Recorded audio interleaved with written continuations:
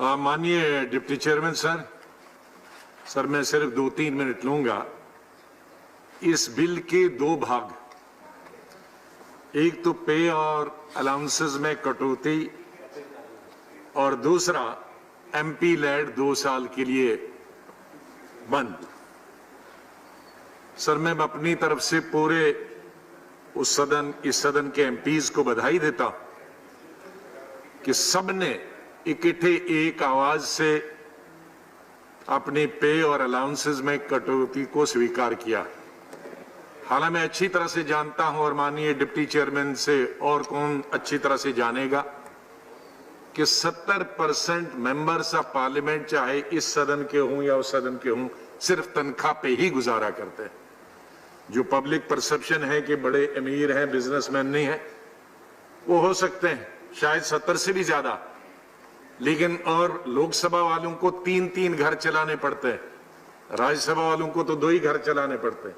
लेकिन फिर भी इस छोटी सी तनख्वाह में से देश के हित के लिए, गरीबों के लिए और इस आपदा में वो अपनी तनख्वाह और अलाउंस से देने के लिए तैयार है, उनको मैं बधाई देता हूं। लेकिन सर, दूसरा, उसमें हमारी पार्टी पूरा दूसरे मेंबर्स के साथ बराबर समर्थन करती। वो हमारा पैसा, चाहे हम कम रोटी खाएं, लेकिन एमपी लैड सर हमारा पैसा नहीं है, ये गरीब इंसान का पैसा। जितनी आप स्कीमें सर देखेंगे हिंदुस्तान में, कोई भी सरकार आए, उनका इवनली डिस्ट्रीब्यूशन किसी में नहीं होता।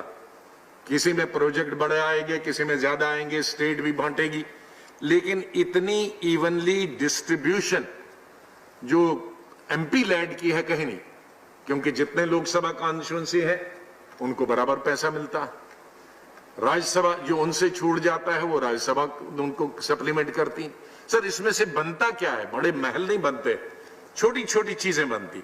एम्बुलेंसेस जहां सरकार 70 साल फेल हो गई थी, कोई भी राज्य सरकार या केंद्रीय सरकार, वहां एमपी लेड के द्वारा एम्बुलेंस मिलती थी और कितने मजदूरों, कितने जो बीमार हैं उनको लाभ मिल जाता था।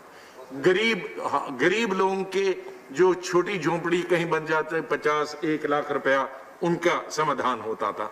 छोटी रोड एक गांव को दूसरे रोड से जो न किसी ने बनाई है और शायद 100 साल तक और नहीं बनेगी, कच्ची रोड है, वो इससे बनती थी। छोटी पुलिया बनती थी, कम्युनिटी सेंटर्स बनते थे। तो ये तमाम जो चीजें राज्य सरकार नहीं बनाती थी या कोई दूसरी सेल्फ गवर्नमेंट नहीं बनाती थी, सेंट्रल गवर्नमेंट नहीं बनाती थी, वो एमपी लेड से बनता था। और इतनी मॉनिटरिंग कोई नहीं कर सकता, क्योंकि 800 लोग इसकी मॉनिटरिंग करते हैं लोकसभा और राज्यसभा के। इतनी मॉनिटरिंग कोई डिपार्टमेंट नहीं कर सकता।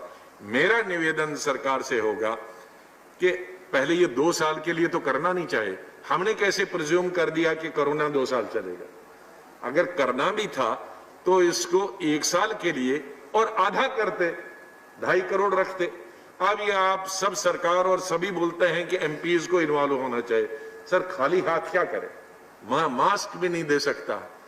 एक एमपी जब जाएगा तो किसी को मास्क नहीं दे सकता है, किसी को सैनिटाइजर नहीं दे सकता।